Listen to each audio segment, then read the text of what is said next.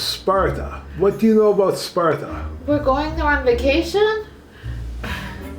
Okay, can you use a commonly used expression that would have the word Sparta as its root? Spartan Trojan condoms?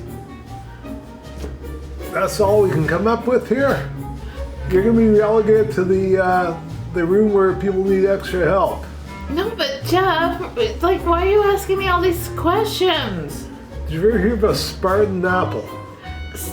But yeah, what does that have to do with it? But like, why are you going on about all these old ancient history people? Like, we're in the old ancient history. We're in 2024. Existence to this day. Really? Can you think of one other major power that might have emerged from Greece that we still relate to today? I'm playing my game. I'm playing my game. Put it away, please. We don't want you. Jeff, you're no longer a teacher. You're retired. Give it up now.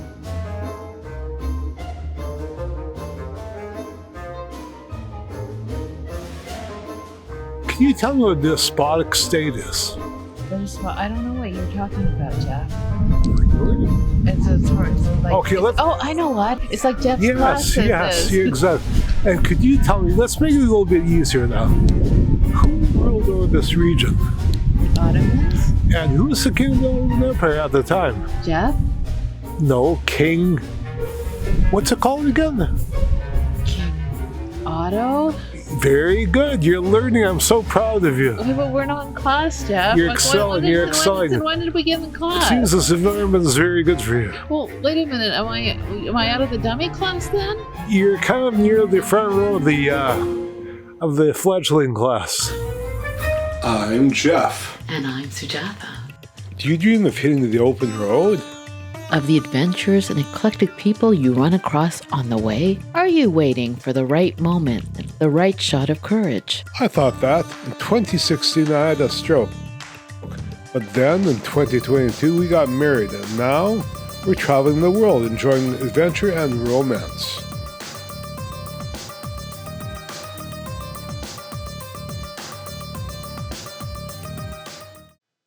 The Peloponnese is the south of Greece, mainland Greece, not the islands, but the south. For me, I'm in wonder every time I go there, because I like agriculture, I like food production, I like the sea, I like history, I like thinking about how people in the past would have thought about the future, except I'm there, so it links together past, present, and future.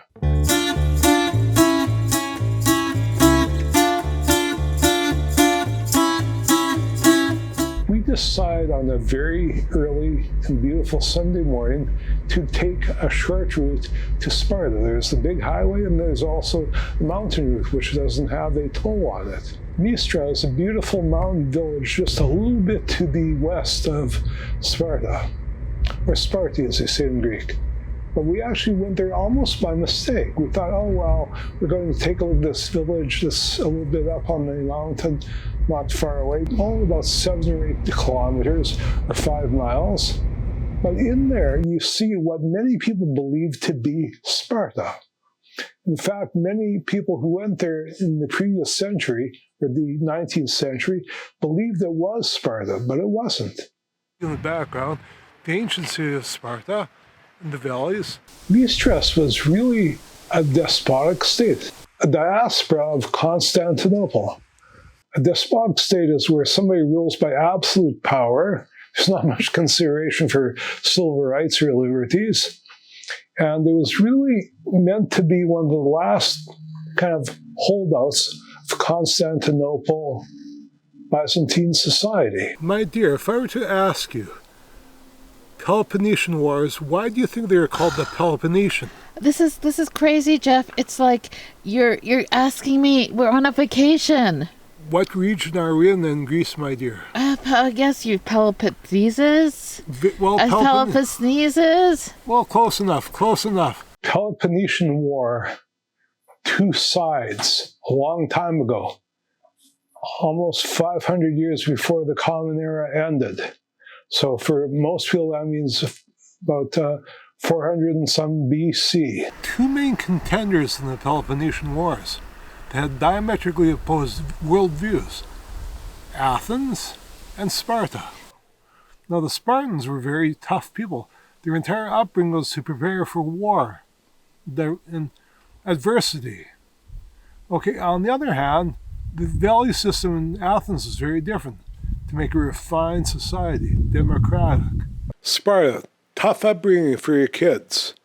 It's based upon survival of the fittest or social Darwinism. Teach your kids to be tough from the nth degree, since they're born, to survive, to be a tough guy or a tough girl. You sleep on the ground, on rocks, and you're taught to fight. When you're born, you're given a couple of years to see if you're going to be viable. If you're not, if you're weakly or sickly, you're taken out and left on the rocks in the wilderness to die. In wars, you either have to come back victorious or dead. There's nothing in between. Victory or death. About Sparta and Mystras. King Otto wanted to recreate Sparta because Sparta had been deteriorated for decades and fallen to almost nothing. Population was either dead or scattered. So he takes the population from Mystras and makes a brand new Sparta, the one that you see now to this day.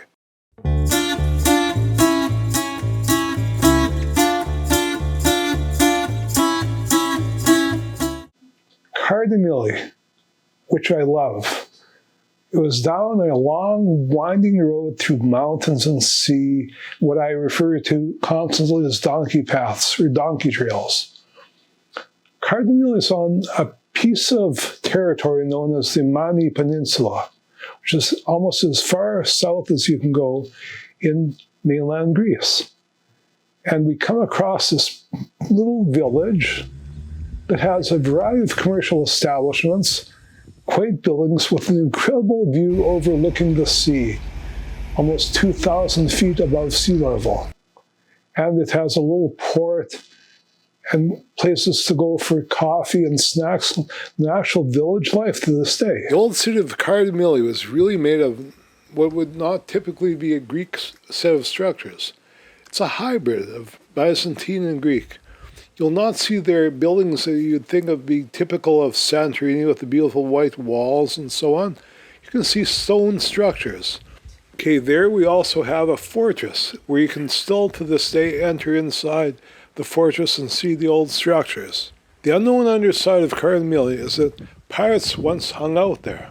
You can go down to take a look at the cove where the outlaws of the sea hung out, all the way up until the 19th century. If you see the cove, you see this kind of sheltered from the sea and it's sheltered from view to a certain extent. You can still find to this very day a church that is rumored to have a bell that was recovered from the pirates.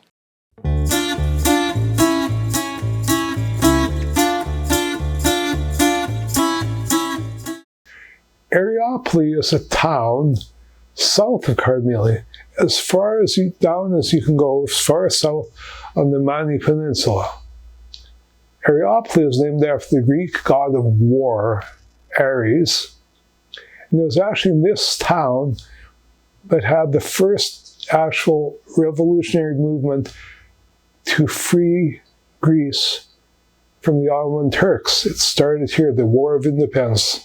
And the flag was raised in Areopoli in 1821, in the month of March. Areopoli, we stopped and had a snack. Again, there's a bit of the village life, quaint structures and buildings, right off of the road that goes through it. Again, this is part of what I call the donkey path route.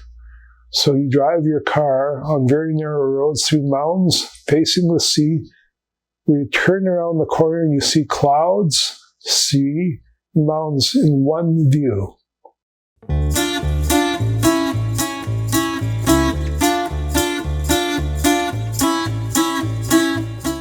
We had been to Corinth twice in the last 2 years.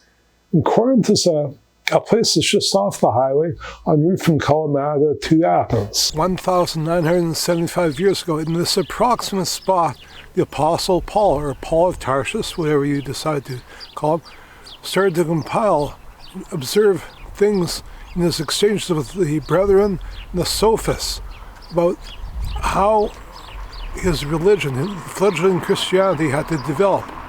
So from here came seminal beliefs that are still part of the Christian canon to this day, the 1st and 2nd Corinthians, in the epistles of Paul.